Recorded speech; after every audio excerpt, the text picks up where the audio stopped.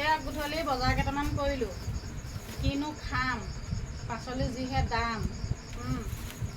এইফালে আনিছোঁ মই, তাকে কটাৰীখন লৈ আহিছোঁ, কিনো কাটো চিন্তা কৰিছোঁ এতিয়া।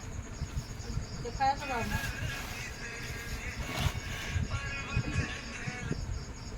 তাৰপিছত এইফালে হৈ গ'ল, আনিছোঁ ফুলকবি। ফুলকবি বেছি নহয়, ফুলকবি আধা কেজি আনিলোঁ। এয়া বেছিকৈ আনিলে বেয়া হৈ যাব ন, আৰু ইমান দাম। ফুলকবি খোৱাতকৈ মাংস বা মাছ খোৱাই ভাল আছে। তাতেতো সোমবাৰ, একো মাছ মাংসটো নাখাওঁ ন। এইফালে আনিলোঁ বিলাহী। এয়া বিলাহী, বৰ দামো বস্তুকেইটা। তাৰপৰা কচু আধা কেজি আনিছোঁ, 2 টাহে উঠিছে এই কচু। আধা কেজি 2 টাহে উঠিছে। তাৰপাছত আনিলোঁ এয়া ভেন্দি কেইটামান, আৰু এইফালে আনিছোঁ, মানে একেলগতে মিহলাই আনিছোঁ, কি বুলি কয়, কুন্দুলি আৰু এই কেঁচা জলকীয়া, এইবোৰ এনেকৈ মিক্স কৰি আনিলোঁ।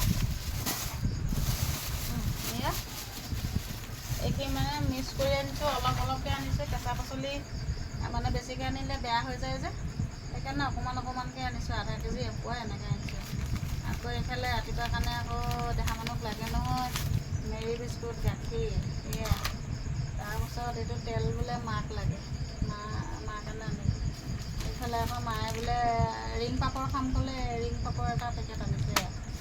তাৰপাছত শেষত গৈ পেলাই এয়া আমুল।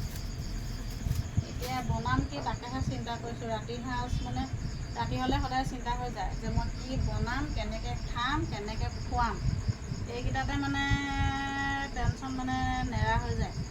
এইফালে হৈ গ'ল, মই ভাবিছোঁ এয়া ফুলকবিকে বনাম, আৰু লগতে আলুগুটি 2টা দিম। মই বেছিকৈ হেৰি কৰিলেও ভাল নালাগে খাবলৈ, আলু চালু এগালমান দি দিলে। আলুগুটি 2টাহে দিম বুলি ভাবিছোঁ, অলপ ভাল ভাল চাই।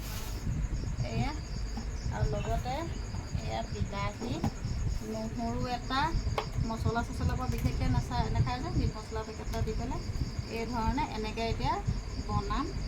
আৰু চবকে মানে ৰাতি সাঁজটো এনেকৈ খুৱাম। ভাতকেইটা বাৰু পাতিয়ে থৈছোঁ, এইখিনি এই ধৰণে বনাম আৰু আজিলৈ ইমানেই। ভিডিঅ'টো চাই কেনেকৈ পাইছে জনাব।